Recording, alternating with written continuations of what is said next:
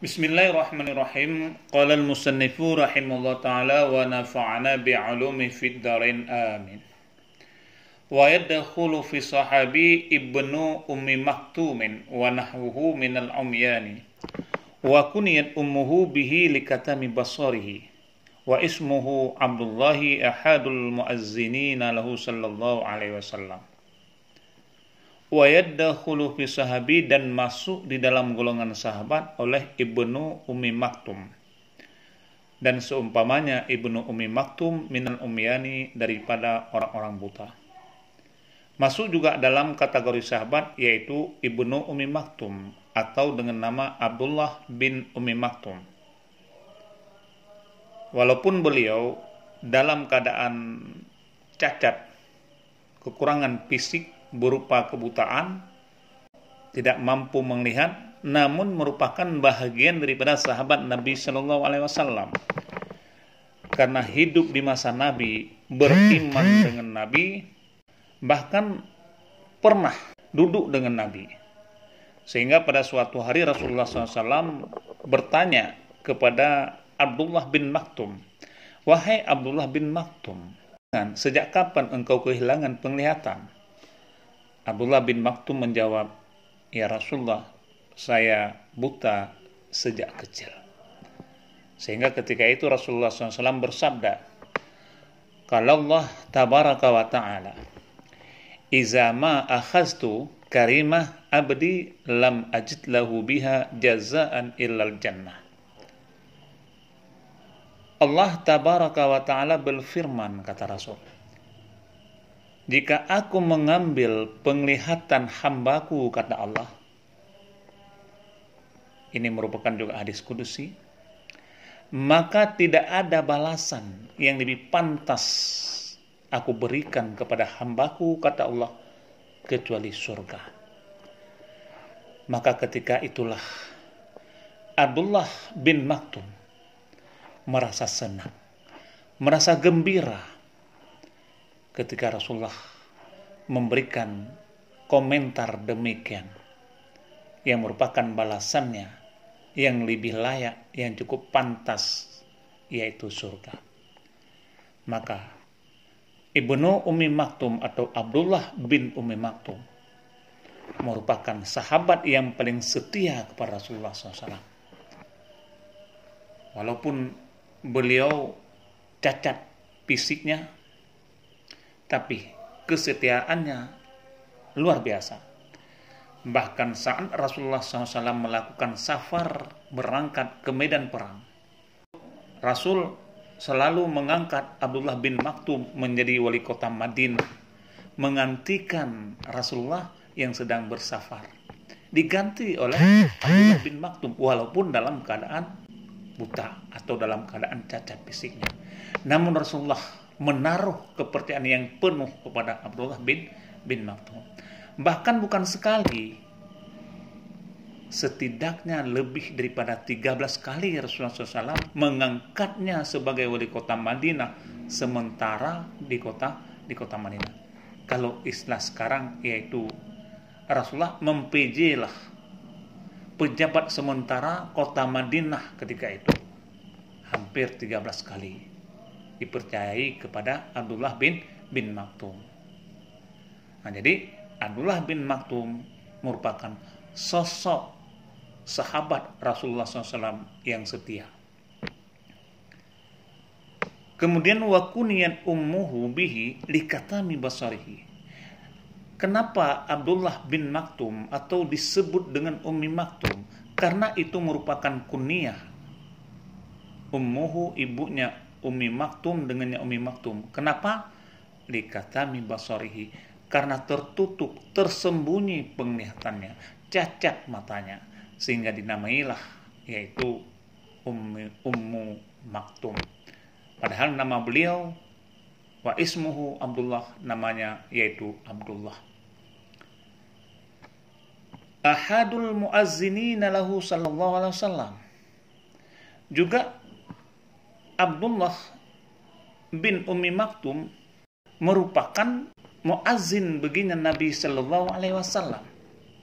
Jadi keistimewaan daripada Abdullah bin Maktum termasuk salah satu muazzin yang dipercayai pada masa Rasulullah SAW sebagai juru azan.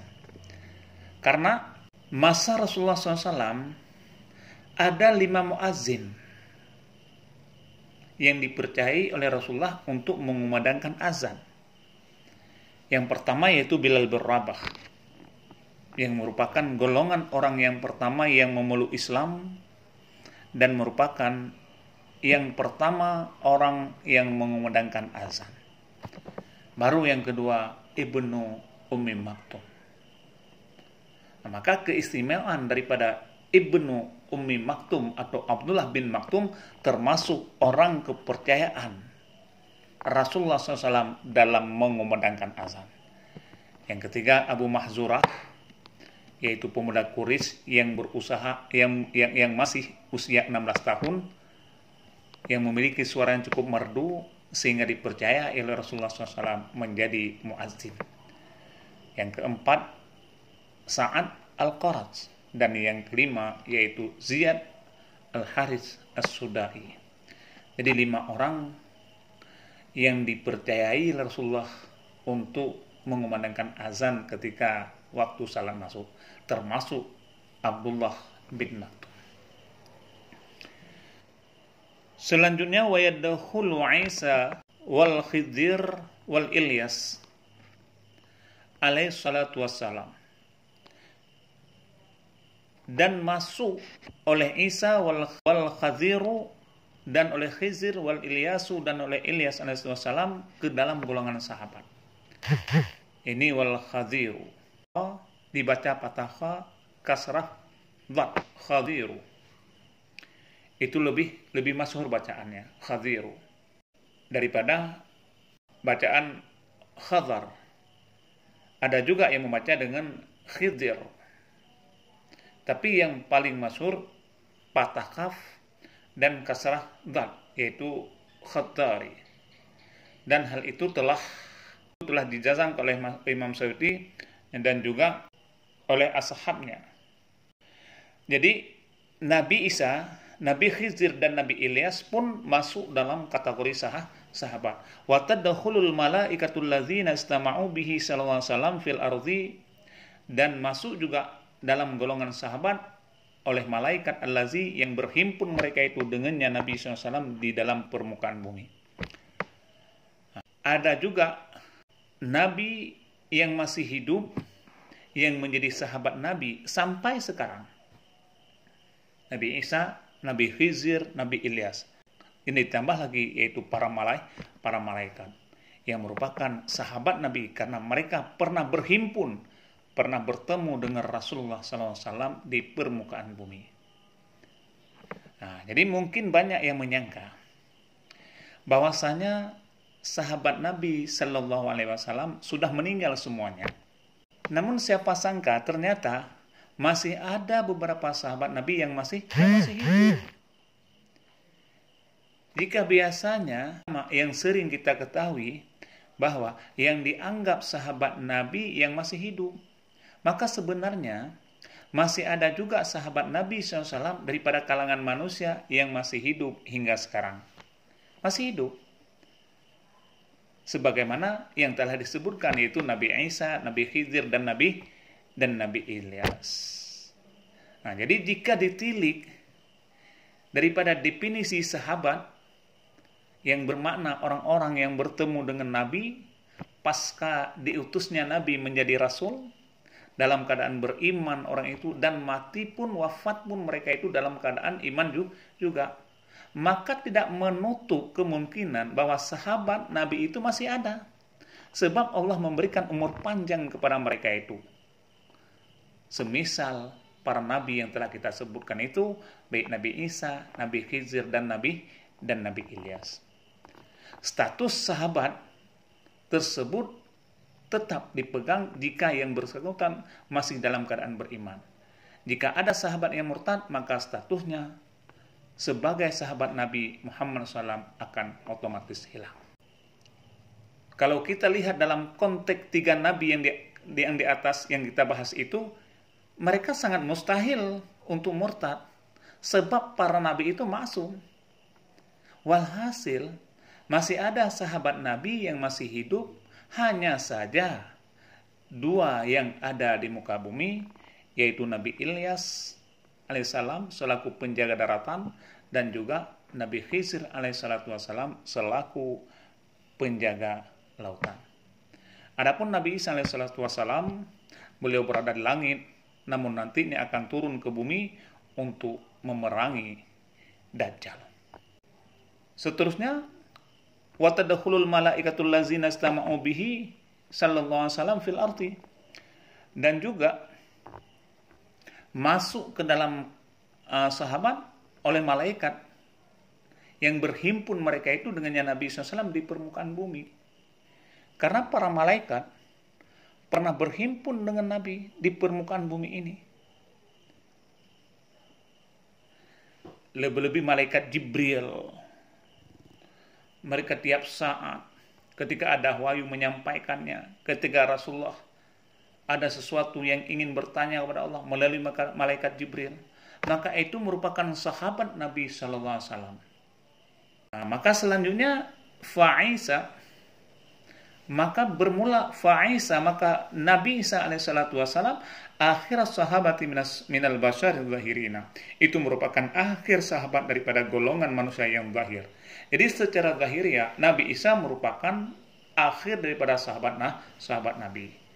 Wa amal malaikatu, dan adapun malaikat, fabakuna ila nufhatin, maka kekal mereka itu malaikat ila nufhati, hingga tiupan sangkakala yang pertama. Jadi malaikat menjadi sahabat Nabi hingga tiupan sangkakala yang pertama. Itu akhir daripada sahabat Nabi. Jadi masih hidup hingga hari kiamat nantinya. Sampai sekarang malaikat yang masih bertemu dengan Rasulullah ketika itu di bumi masa Rasulullah, maka mereka termasuk ke dalam golongan sahabat hingga batasnya nanti ketika mereka ditiup sangkakala yang pertama. Wal khadiru yamutu 'inda raf'il Qur'an, dan Nabi Khidir wafat ya di ketika dirafa Al-Quran, diangkat Al-Quran. Kemudian Nabi Khidir kapan akhir daripada sahabat? Ketika beliau wafat disertai dengan diangkatnya Al-Quran. Wakila, dan dikatakan orang bal mata, bahkan telah wafat ya Nabi Khidir. Jadi Nabi Khidir ada juga ulama yang mengatakan sudah wafat, tidak hidup lagi.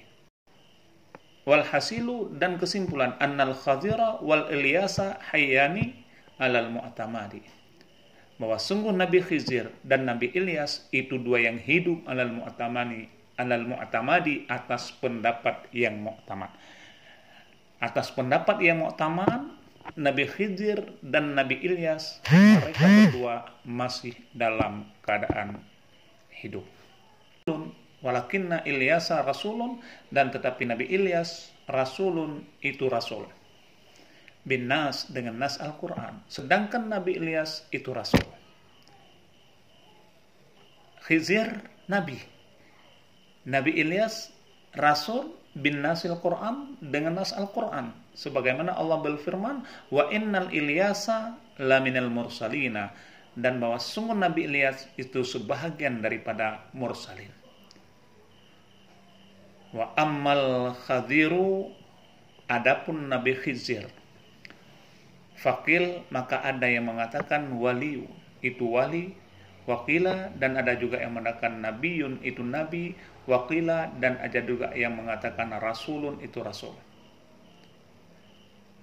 Jadi Nabi Khidir ada yang mengatakan waliullah, ada juga yang mengatakan nabi, ada juga yang mengatakan rasul. Itu hanya khilafiyah ulama. Wa khairul umuri awsatuha, dan sebaik-baik pekerjaan awsatuha, itu yang pertengahnya. Mana yang tengah? Yaitu nabiyun. Maka Nabi Khidir secara pendapat mu'tamad pun, dan khairul umur, yaitu merupakan nabi. Bahkan sering kita mengatakan yaitu Nabi Khidir. Jarang orang yang mengatakan wali Khidir, lebih-lebih yaitu Rasul Khidir. Kalau waliun itu jarang.